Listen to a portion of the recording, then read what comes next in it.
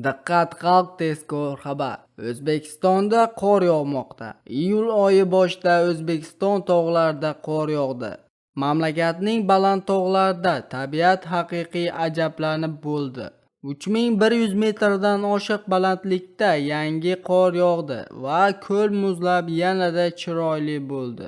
Toshkentda 1 milliard 300 million so'mlik tabiiy gazni o'marganlar ushlandi. Toshkent shahrida 1 milliard 300 million so'mlik tabiiy gazdan noqonuniy foydalanish holatlari aniqlandi. Bu haqda Vazirlar Mahkamasi huzuridagi elektr energiyasi, neft mahsulotlari va gazdan foydalanishni nazorat qilish inspeksiyasi xabar qilmoqda.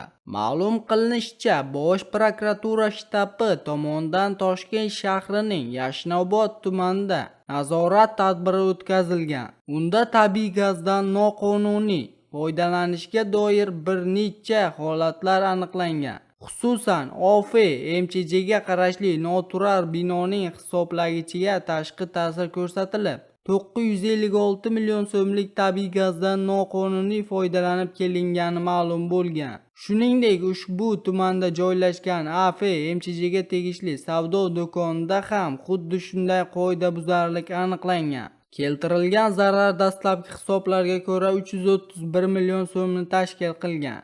Qayd etilishicha, yana bir holatda Yunusobod tumanida fuqaro VA ga tegishli bino o'zboshimchalik bilan tarmoqqa ulanib, 84 million so'mlik tabiiy gazdan noqonuniy foydalanganligi ma'lum bo'ldi.